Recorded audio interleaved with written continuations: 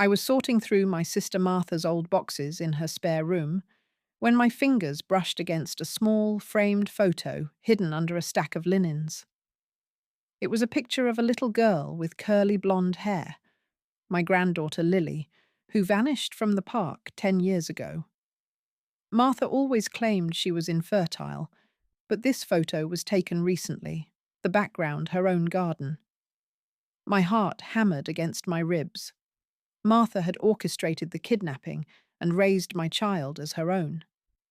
I had to act before she returned from her errand. I slipped the photo into my purse, my hands trembling. You might understand that icy shock, the way your own blood can deceive you. I needed more proof, something undeniable. Rifling through her desk, I found a locked drawer. Picking the flimsy lock with a hairpin, I discovered a passport issued in the name Emily Martin. Lily's face staring back, with Martha listed as mother. The date was just last year. Then, the front door creaked open downstairs. Martha was home early. I shoved the passport into my pocket, but not before noticing a scribbled note tucked behind it. School recital Friday. That's when I heard her footsteps on the stairs. Back in my own kitchen, I spread the stolen items on the table. The photo, the passport, the note. I knew what I had to do. Confirm Lily's whereabouts and expose Martha without alerting her. My peace was gone. Every noise made me jump, fearing a confrontation. Martha called, her voice sweet, asking if I'd found her missing blue scarf in the spare room. The tension grew. She was suspicious. I needed legal advice, but lawyers cost money I barely had. Digging through old files, I found my late husband's life insurance policy, enough for a retainer if I cashed it quietly. At the bank, the teller frowned. "This requires a notary stamp, ma'am," she said, pointing to a clause. My chest tightened. Martha's husband was a notary. I couldn't risk him. Leaving empty-handed, I sat in my car, defeated. Then my phone buzzed. A message from an unknown number. "Stay out of it, Helen." They knew I was digging. I drove to the school mentioned in the note, Oakwood Elementary. Parking across the street, I watched children spill out for recess. I needed to spot Lily, to see her alive and well. I was wasting precious time. Every minute here risked Martha finding me. I felt uneasy as a school security guard eyed my car. I pretended to check a map. Among the laughing kids, I saw her, taller now, but those same curls, holding hands with a woman who looked like Martha from behind. My breath caught. But as they turned, the woman was younger, a teacher. Disappointment washed over me. Then, the guard approached, tapping my window. "Ma'am, you can't loiter here." I apologized and started the engine. As I pulled away, I glanced back and saw Martha's car parked in the faculty lot. She was here, watching, maybe waiting for me. At home, I called a family lawyer, Mr. Higgins, using a payphone to avoid traces. I aimed to schedule a consultation without revealing my identity yet. I risked my anonymity. If Martha had contacts, she might intercept. Mr. Higgins's secretary said he was booked for weeks, but a cancellation opened up tomorrow at 10 a.m. I took it, giving a false name. The tension rose when Martha phoned again, inviting me for dinner. "A peace offering," she said. I declined, citing a headache. After hanging up, I checked my mailbox and found a typed letter. "Drop this, or everyone learns your senility is why Lily went missing." They were framing me. Shaking, I burned the letter in the sink. But in the ashes, I noticed a partial watermark from Martha's church stationery. She was closer than I thought. I visited the county clerk's office to search birth records, hoping to find discrepancies. I hoped to uncover legal proof that Martha forged documents. I risked exposure. clerks might talk. The office was crowded, seniors like me shuffling in line. I felt anxious when a clerk recognized me. She attended Martha's book club. I asked for records under Martin, and she eyed me curiously, but pulled the file. It showed a birth certificate for Emily Martin, Mother Martha, Father Unknown, filed 10 years ago, the week Lily vanished. My hands trembled. Then the clerk's phone rang. She listened, then looked at me. "Mrs. Jones, your sister is on the line. She says you're unwell and should come home. Martha had tracked me here." I left quickly, but not before snapping a photo of the certificate with my phone. Outside, a familiar car idled by the curb. Martha's. She rolled down the window, smiling coldly. "Get in, Helen. We need to talk about your meds." I stared at Martha's cold smile through the car window, my heart pounding. She wanted me to get in, to discuss my meds, a clear threat to discredit me as unstable. I had to avoid being taken somewhere isolated, where she could control the narrative. I needed to stall and escape this situation without raising more suspicion. Refusing might prompt her to call the police or a social worker, claiming I was a danger to myself. Martha was putting immense pressure on me. She leaned out, her voice dripping with false concern. "Helen, don't make a scene. People are watching." I glanced around. A few passers-by were indeed looking our way. I forced a calm tone. "I'm fine, Martha. I'll drive myself home." She sighed, as if dealing with a child. "I insist. You've been forgetful lately." My mind raced. I needed a distraction. Just then, my phone rang loudly in my purse. I fumbled for it, pretending to answer, and stepped back from the curb. "It's my doctor," I lied, putting the phone to my ear. Martha's eyes narrowed, but she didn't move. I turned and walked briskly toward my car, keys in hand. As I unlocked the door, I heard her car door open behind me. I slid inside and locked the doors, starting the engine. In the rearview mirror, I saw Martha standing on the sidewalk, her smile gone, replaced by a grim stare. She pulled out her own phone, dialing rapidly. I drove off, but not before noticing a familiar figure across the street, the school security guard from earlier, watching us intently. He gave a slight nod, not to me, but to Martha. Safely back in my kitchen, I poured a glass of water with shaky hands. I needed to secure the evidence I had, the photo, passport, and birth record, before Martha could steal it back. I needed to make digital copies and hide the originals. If I failed, I could lose my only leverage. Martha might have a key to my house or send someone to search it. I felt the pressure mount as my doorbell rang repeatedly. Martha, no doubt, or someone she sent. I ignored it, focusing on scanning the documents with my old printer scanner. The machine whirred slowly, each second feeling like an hour.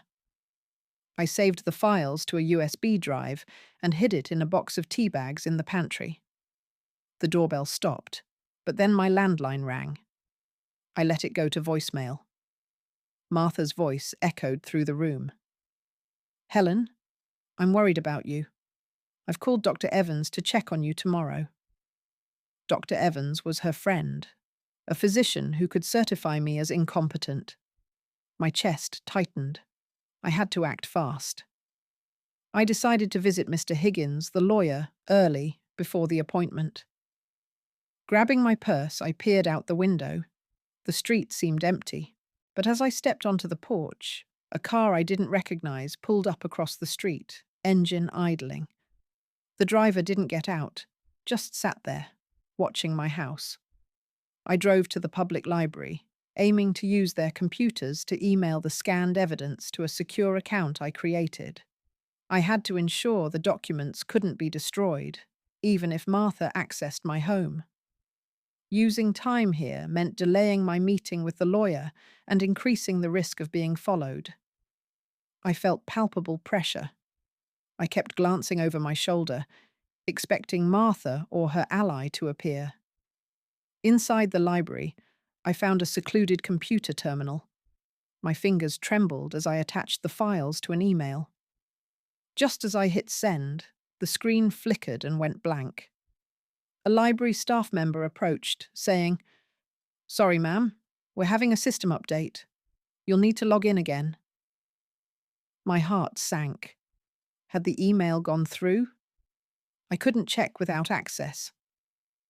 I thanked her and hurried out, feeling exposed. In the parking lot, I saw the same unfamiliar car from my street, now parked a few spaces away. The driver was on the phone, gesturing animatedly.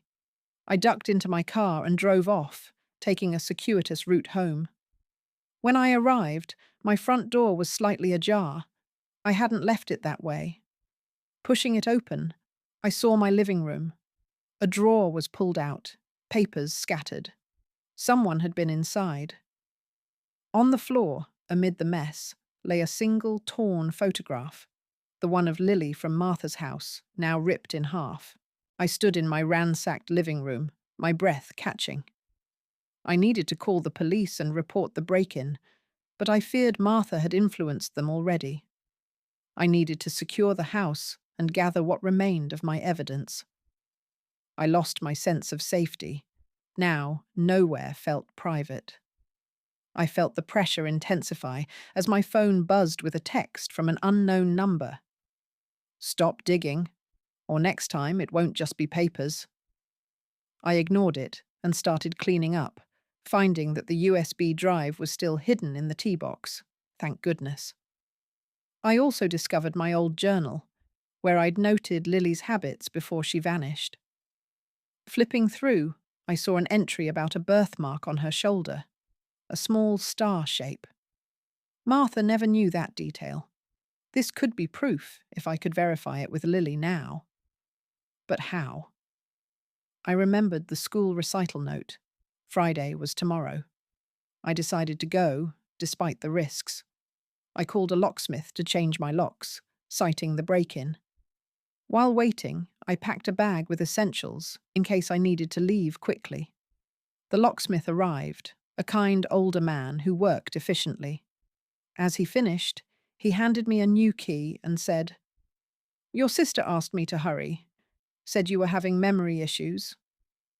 My blood ran cold. Martha had sent him.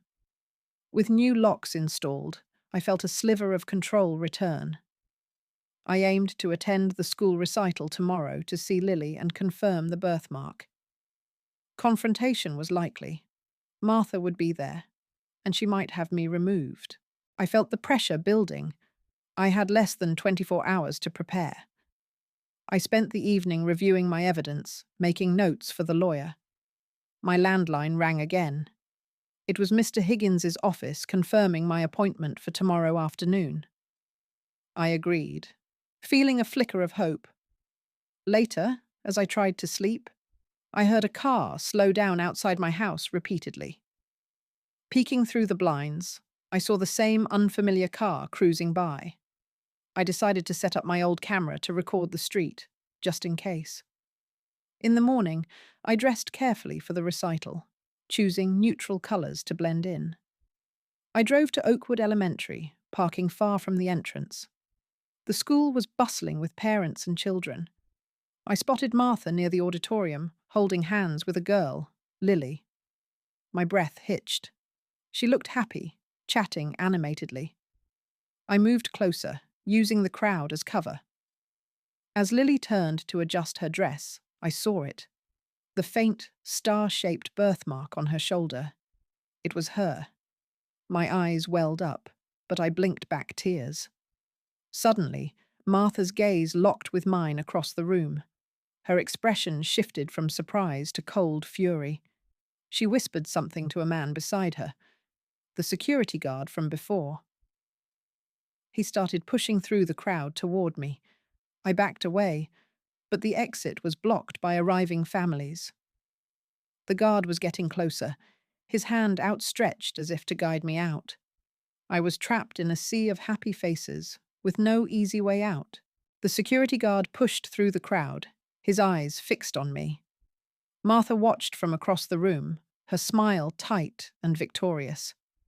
I had to get out of there before he reached me, or everything would be lost. My lawyer appointment was in a few hours. I couldn't afford to be delayed or discredited. If I failed, I would lose my chance to prove Martha's deception and never see Lily again. The pressure mounted as parents shifted around me, blocking my path to the exit. I needed a distraction. Spotting a refreshments table nearby, I pretended to stumble, knocking over a pitcher of lemonade.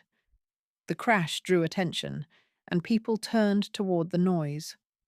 In the confusion, I slipped behind a group of chatting mothers and edged toward a side door. My heart raced as I pushed it open, emerging into a quiet hallway. I hurried toward the back exit, but a voice called out, "Mom, you can't be back here." It was a teacher, frowning at me. I mumbled an apology about looking for the restroom and kept moving. Finally, I reached the parking lot and sprinted to my car. As I fumbled for my keys, I saw the security guard emerge from the building, scanning the lot. I ducked low, started the engine, and drove off without looking back.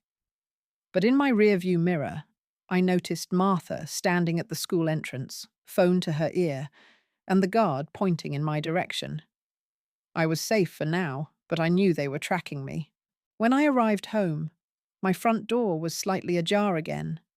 Someone had been inside while I was gone. I entered my house cautiously, my breath catching at the sight of another mess. Drawers were pulled out, and papers were strewn across the floor. I needed to secure what remained of my evidence and get to Mr. Higgins's office on time. If I missed this appointment, I might not get another chance, and Martha could solidify her control over Lily. I felt overwhelmed. My hands shook as I checked for the USB drive, still safe in the tea box. I gathered the scattered documents, including the torn photo of Lily, and packed them into a bag. Just then, my phone buzzed. A text from Martha. "Helen, we need to talk. I'm worried about your mental state. I've scheduled a doctor's visit for you." My stomach churned. She was escalating her attempts to frame me as incompetent. I ignored it and headed for the door, but as I stepped outside, a car pulled up, the same unfamiliar one from before. The driver, a stern-faced woman, got out and approached me. "Mrs. Jones? I'm from Adult Protective Services. We received a report about your well-being." Martha had acted faster than I expected.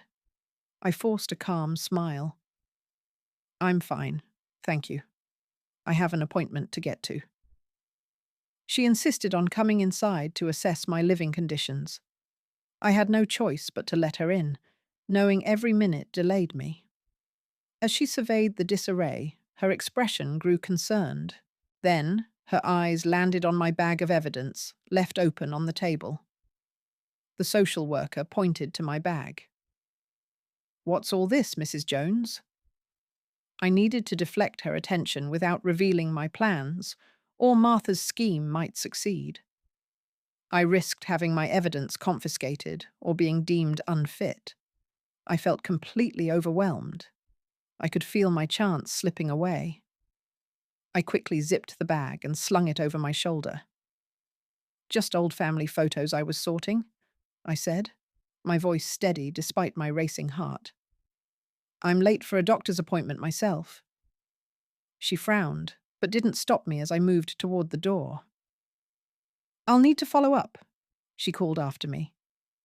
I nodded and hurried to my car, checking the time. I had just enough to make it to Mr. Higgins' office. Driving there, I replayed the encounter, worried she might report back to Martha. At the law firm, I parked and rushed inside, clutching my bag. The receptionist led me to a small conference room where Mr. Higgins waited, a kind-eyed man in his 60s. I laid out the evidence: the photo, passport, birth record, and my journal noting Lily's birthmark. He listened intently, then sighed. This is serious, but without Lily's testimony or current proof, it's your word against your sister's. My hope faltered. Then he added, but if we can get a DNA test or access school records, we might have a case. He agreed to send a formal inquiry to the school, warning it might take time. As I left his office, feeling a glimmer of relief, my phone rang. It was the social worker again. Mrs. Jones, I've spoken with your sister. We need to discuss a temporary placement for your safety. Martha had already poisoned them against me. I drove home in a daze, the social worker's words echoing in my mind. I needed to gather more concrete proof, something like DNA or a witness statement, to counter Martha's claims before they institutionalized me. If I did nothing, I would lose my freedom and any chance with Lily. My anxiety intensified as I saw a patrol car parked near my house. Martha must have involved the police. I pulled over down the street and watched, my hands gripping the wheel. After a few minutes, the car drove away. I went inside, my house still in disarray from the earlier search. I decided to focus on the school records Mr. Higgins mentioned. Using my computer, I searched for Oakwood Elementary's staff directory, looking for anyone who might remember Lily's enrollment. I found an email for the principal and drafted a careful message, posing as a relative seeking information. Before I could send it, my doorbell rang. Through the peephole, I saw Martha standing there, alone. My heart pounded. I didn't answer, but she called out, "Helen, I know you're home. Let's talk about this like adults." I remained silent, backing away from the door. She waited a moment, then slid an envelope through the mail slot. It landed on the floor with a soft thud. I picked it up. Inside was a court order petitioning for guardianship over me, citing mental decline. The hearing was set for next week. Martha wasn't just threatening, she was taking legal action. I sank into a chair, the paper trembling in my hands. Then I noticed a handwritten note at the bottom. "Drop this, or I'll ensure you never see Lily again." But something was off. The handwriting wasn't Martha's. It was messier, almost rushed. Who else was involved? I stared at the court order, my mind reeling. I had to act fast to disprove Martha's claims and expose the truth about Lily. I needed to find irrefutable evidence, like a DNA sample, before the guardianship hearing. If I failed, I could be stripped of my rights and locked away. I felt crushed by the weight of it all. Martha had allies in high places, and time was running out. I remembered Lily's school. Maybe I could get a hair sample from her brush or something from her classroom. It was risky, but necessary. I drove back to Oakwood Elementary, parking a block away. The school day was ending, and parents were gathering for pickup. I blended into the crowd, keeping an eye out for Martha or the guard. Spotting Lily's classroom from earlier, I waited until the hallway cleared, then slipped inside. The room was empty, filled with colourful artwork and small desks. I found one labelled Emily Martin and quickly searched through the cubby. There, tucked under a notebook, was a hairbrush with blonde strands caught in the bristles.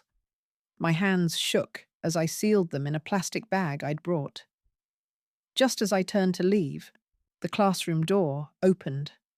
The security guard stood there, arms crossed. "I thought you might come back," he said calmly. "Martha warned me you'd try something like this." He stepped inside, blocking my exit. I clutched the bag in my pocket, my heart sinking. He reached for his radio. "I'm going to have to call this in," he said, but then paused, his eyes shifting to something behind me. The principal walked in, frowning. "What's going on here?" she asked, looking between us. The guard hesitated, and I saw my chance. I stepped forward, holding up the bag. "I can explain everything," I said, my voice firm. "But you might want to hear about the forged documents first." The principal's expression shifted from confusion to curiosity. The guard lowered his radio, uncertain. For a moment, the balance of power teetered. I stood in the classroom, the plastic bag with Lily's hair clutched in my hand, facing the principal and the security guard. I needed to convince Mrs. Gable to hear me out before Tom could report me or seize the evidence. If I failed, I'd be labelled a trespasser and lose my only shot at proving Lily's true identity. Tom stepped closer, his hand still on his radio. "She's not authorized to be here," he said firmly. Mrs. Gable held up a hand. "Wait. What's this about forged documents?" I explained quickly about Martha's deception and the stolen child, my voice steady despite my racing heart. Mrs. Gable's eyes widened. She gestured toward the door. "Let's discuss this in my office privately." Tom reluctantly stepped aside, but his gaze stayed fixed on me. As we walked down the hall, I felt a flicker of relief. But when Mrs. Gable opened her office door, Martha was already inside, seated comfortably with a calm smile. "Hello, Helen," she said smoothly. "I see you're still causing disruptions." My stomach dropped. Mrs. Gable looked between us, confused. Martha stood, placing a hand on the principal's arm. "I'm so sorry about this. My sister has been unwell lately. Hallucinations, you know." She pulled out a document from her purse. "Her doctor's evaluation came in this morning. It recommends supervised care immediately." She handed it to Mrs. Gable, who scanned it with a frown. I recognized the letterhead. It was from Dr. Evans, Martha's friend. Martha turned to me, her voice dripping with false pity. "It's time to go home, Helen. Let's not make a scene in front of the children." Outside the office window, I saw Tom speaking with another staff member, pointing toward us. The walls felt like they were closing in. Trapped in the principal's office with Martha, I knew I had to discredit her doctor's note without sounding defensive. I needed Mrs. Gable to doubt Martha's story long enough for me to share my evidence. If I couldn't, I'd be forced into supervised care and lose all autonomy. Martha was relentless.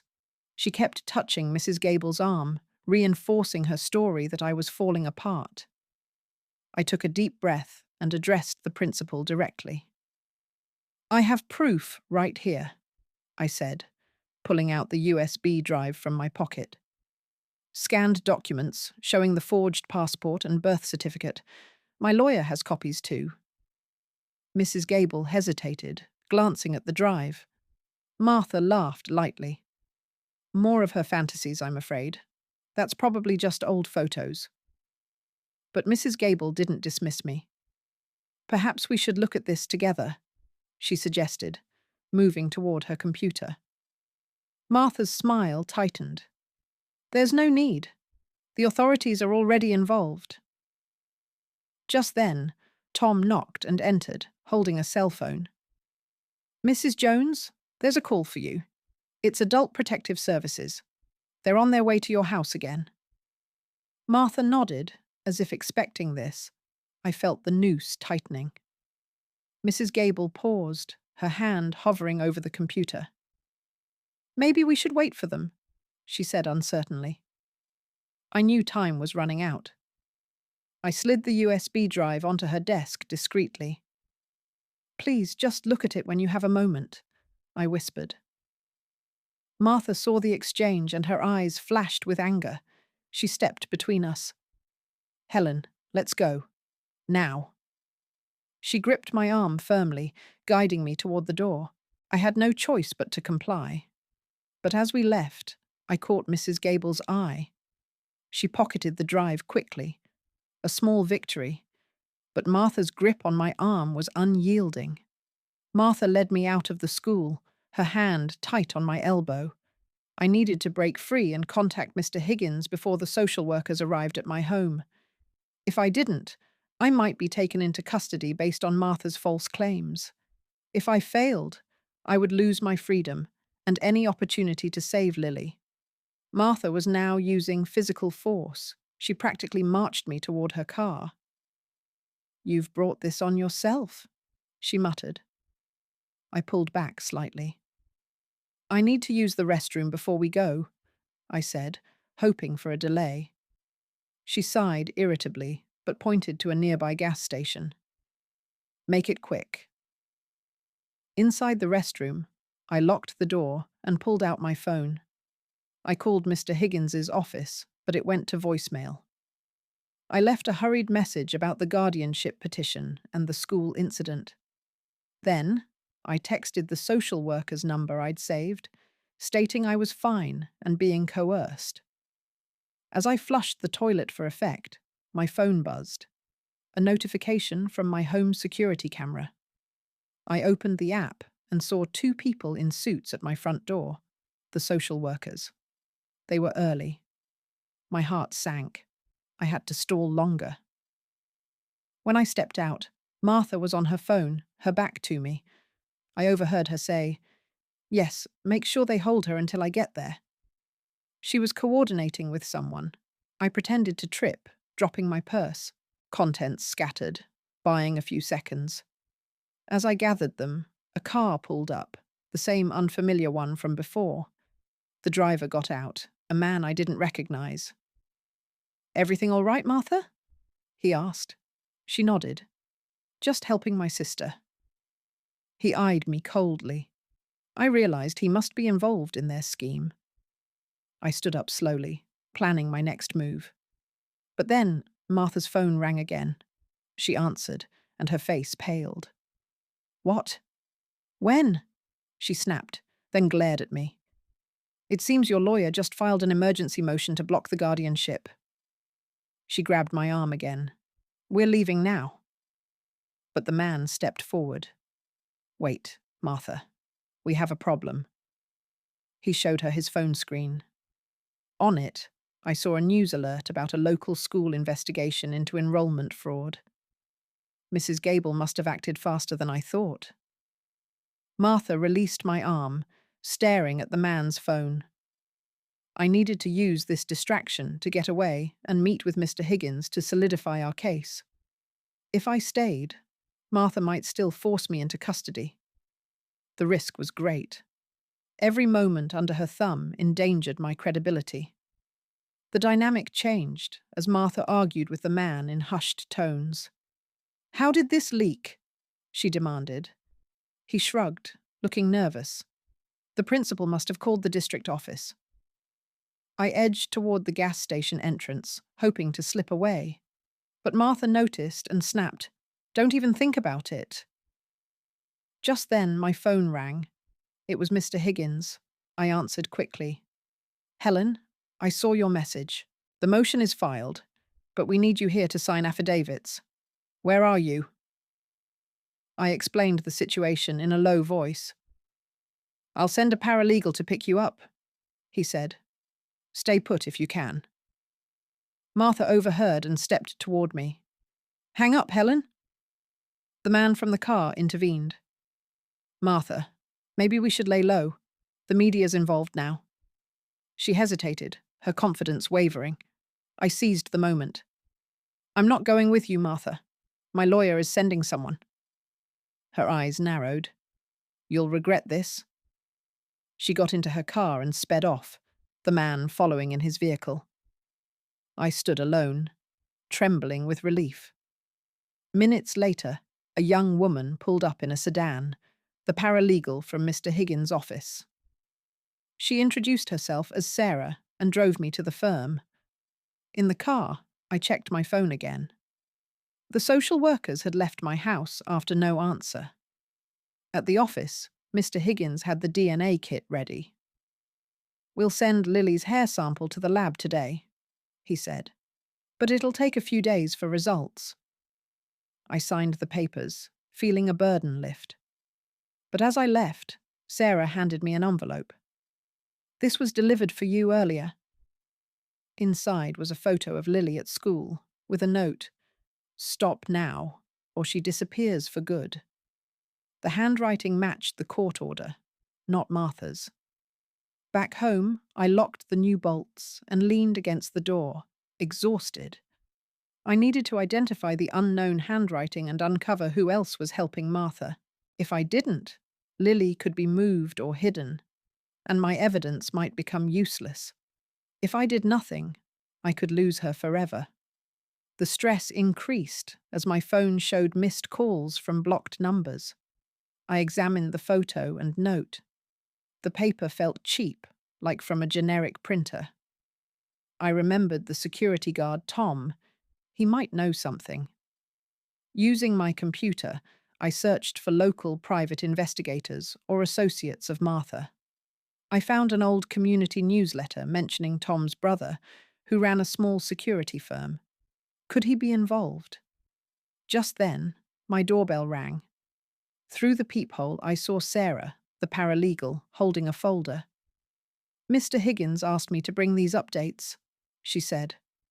I let her in, wary but grateful. She handed me the folder. Inside was a copy of the emergency motion and a list of witnesses, including Mrs. Gable.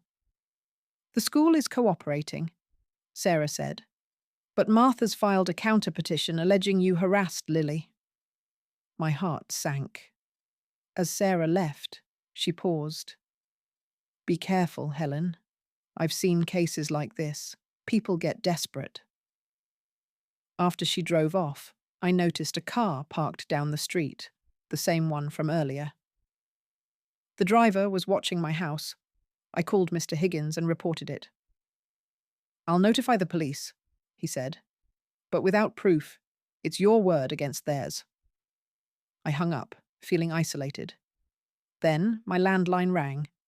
I answered, and a distorted voice said, "Forget the DNA test, or else." The call ended abruptly. I checked my call log.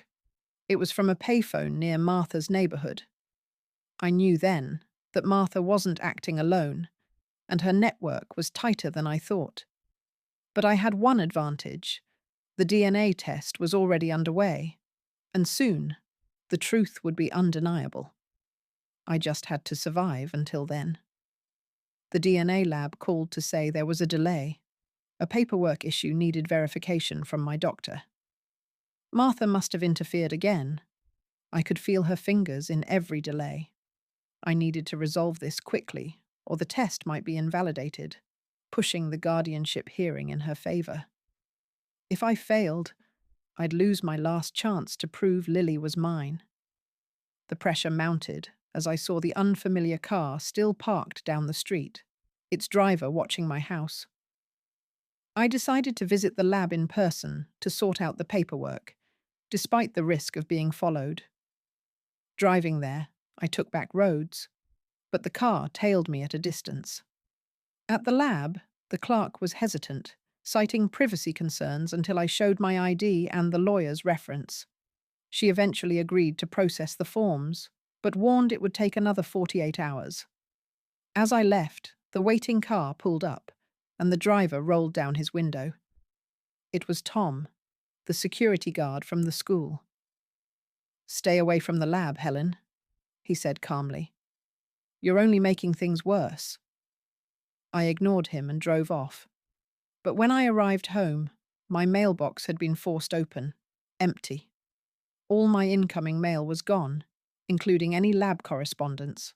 I called Mr. Higgins in a panic.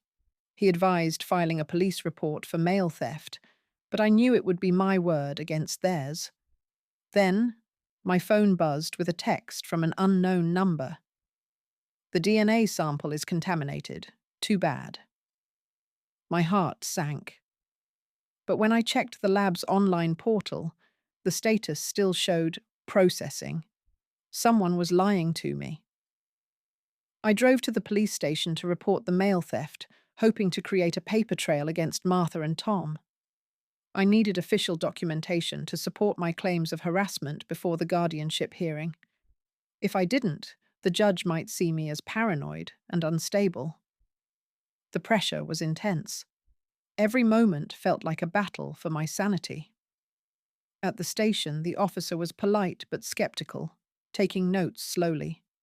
He asked if I had proof of who took the mail. I mentioned Tom and the car, but without photos or witnesses, he said it was hearsay. He filed a report anyway, giving me a copy.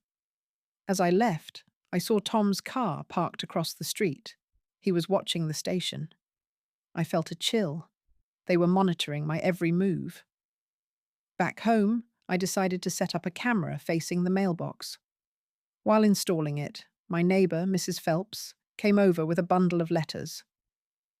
"These were delivered to my house by mistake," she said. Among them was a letter from the lab. The DNA results were ready for pickup, not mailed. I thanked her, relief washing over me. But when I opened the letter, it was a notice that the sample was insufficient and needed to be recollected. My hope crumbled. Then, I noticed the postmark was from 2 days ago, before the mail theft. Martha must have intercepted the first notice and sent a fake one. I called the lab to verify. They confirmed the sample was fine and results were imminent. The fake notice was another trick to discourage me. With the DNA results due soon, I focused on gathering evidence against Tom and his involvement. I needed to link him to Martha's schemes to strengthen my case in court. If I couldn't, he might continue harassing me unchecked. The stress was overwhelming. I barely slept, jumping at every noise. I remembered Sarah, the paralegal, mentioning Tom's brother's security firm. I looked it up online and found an address nearby. Driving there, I parked down the street and watched the office. After an hour, Tom arrived and went inside. I took photos with my phone, noting the time. Later, he left with another man, the same one from the gas station. I followed them at a distance to a cafe where Martha was waiting. They sat together, talking intensely. I snapped more photos, my hands shaking. This was proof of their collaboration. As I drove away, my phone rang. It was Mr. Higgins. "The DNA results are in," he said. "They're positive. Lily is your granddaughter." Tears filled my eyes. Finally, the truth. But he warned me. "Martha's lawyer is pushing for an emergency hearing tomorrow to appoint her guardian before we can present this." I had to act fast. I headed home to prepare. But when I arrived, my front door was wide open. Inside, the house was trashed again, and my computer was missing. All my digital evidence was gone, including the photos I just took. On the kitchen table, a note in that unfamiliar handwriting. "Next time, it's Lily." I stood in my ravaged home, clutching the DNA results printout I'd wisely left in my car.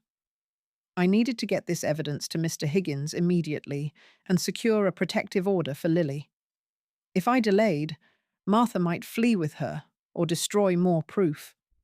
The pressure was crushing. I felt like I was fighting shadows. I called Mr. Higgins, and he advised me to come to his office right away. I drove there, constantly checking my mirror for followers. At the firm, we drafted an emergency motion to suspend Martha's custody based on the DNA proof. Sarah notarized the documents, and we filed them electronically with the court. Mr. Higgins said a judge would review it within hours. As I left, feeling a sliver of hope, my phone buzzed. A call from Lily's school.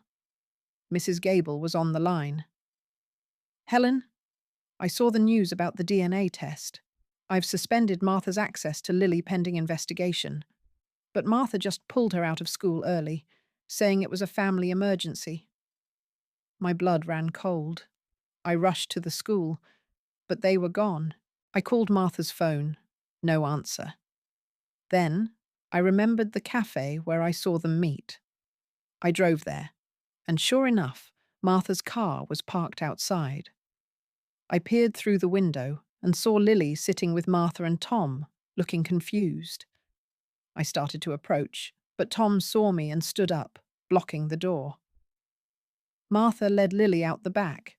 I tried to follow, but Tom grabbed my arm. "Let it go, Helen," he said firmly. I yanked free and ran around back, but they were already driving away. I noted the license plate and called the police, reporting a possible kidnapping. As I waited, Tom drove off too, leaving me alone in the alley. My phone rang. It was Mr. Higgins. The judge granted a temporary restraining order against Martha. The police are looking for her now. But where had she taken Lily? Back at home, I coordinated with Mr. Higgins and the police, providing Martha's known addresses and the license plate number. I needed to find Lily before Martha could hide her or leave the state.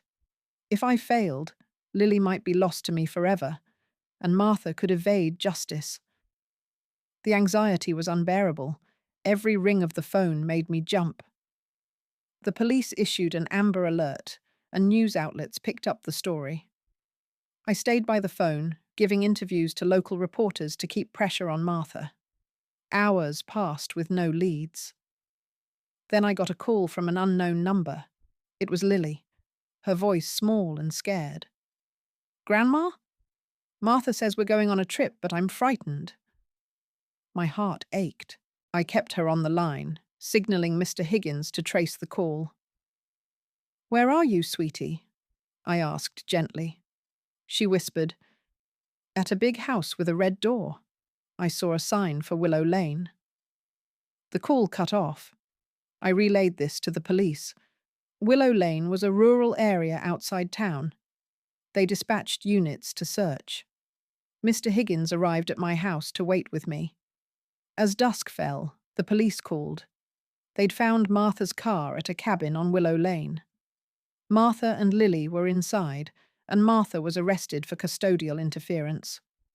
Lily was safe and would be brought to me temporarily. I collapsed in relief, but Mr. Higgins cautioned, "This isn't over. Martha will fight back in court." Just then, my doorbell rang. It was a process server with papers. Martha was suing me for defamation and emotional distress. The battle was far from done, but for now, Lily was coming home. Lily was finally home, sleeping in her old room, but the defamation papers felt heavy in my hands. Martha was fighting back from jail, accusing me of ruining her life with false claims. I needed to shield Lily from this mess and prove Martha's guilt in court to secure permanent custody. If I failed, the lawsuit could drain my savings and sway a judge against me. The pressure intensified as a news van parked outside my house, reporters eager for a story. I called Mr. Higgins, and he advised ignoring the media and focusing on our evidence. Later, a child services worker visited to assess Lily's well-being, mandated by the court after the kidnapping. Lily was quiet during the interview, clutching my hand. After the worker left, I found Lily crying in her room. "She said I might have to talk to a judge," she whispered. I hugged her, promising I'd protect her. That evening, I reviewed the DNA results and other documents with Mr. Higgins over the phone. He mentioned Martha's lawyer was pushing for a quick hearing on the defamation case. Just as we hung up, my doorbell rang. It was Tom, the security guard, holding a manila envelope. "Martha asked me to deliver this," he said, avoiding my eyes. I took it. Inside were photos of Lily from years ago, with notes claiming I was an unfit grandmother. Tom left quickly. I noticed a slip of paper fall from the envelope, a receipt from a copy shop dated yesterday, with Martha's signature. She was still orchestrating this from jail. I called Mr. Higgins back, my voice steady.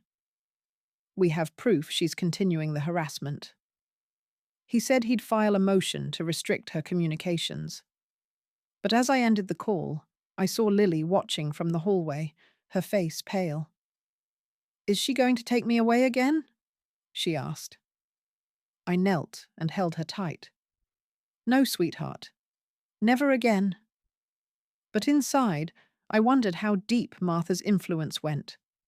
With the defamation hearing approaching, I worked with Mr. Higgins to compile every piece of evidence against Martha. I was determined to discredit her claims and expose the full extent of her deception to the judge. It was draining. I spent sleepless nights organizing files, and Lily had nightmares, needing constant reassurance. The pressure mounted when I received a subpoena for all my financial records. Martha's lawyer was digging for anything to portray me as unstable or negligent. I felt overwhelmed, but Mr. Higgins assured me we had a strong case. One afternoon, while sorting through old boxes for additional proof, I found a birthday card from Martha to Lily from years ago. The handwriting matched the unknown notes from the threats and the court order. It was Martha's husband, David. He had been helping her all along. I remembered he was a notary and had access to legal documents. I called Mr. Higgins immediately. He said we could subpoena David's records and involve the police for forgery. Later, I took Lily to the park to distract her, but a woman approached us, a reporter from a local tabloid. "Is it true you kidnapped your granddaughter?" she asked, shoving a microphone in my face. I shielded Lily and walked away, my heart pounding. At home, I called the police to report the harassment. That night, Mr. Higgins called with news. David had been questioned and admitted to notarizing forged documents under Martha's direction. He was facing charges. It was a breakthrough. But Martha's lawyer filed a motion to delay the hearing, claiming new evidence. I knew they were stalling, but I had to stay focused. Lily brought me a drawing she made, our house with a happy son. "This is us now, Grandma," she said. I smiled, but the legal battle felt far from over. The defamation and custody hearings were combined into one trial, set for the following week. I needed to present a calm, compelling case to the judge to win permanent custody and dismiss Martha's lawsuit. If I didn't, I risked losing Lily and facing financial ruin. The pressure was immense. Martha's lawyer cross-examined me aggressively, implying I was obsessed and had fabricated the kidnapping story. I kept my answers simple, referring to the DNA evidence and David's confession.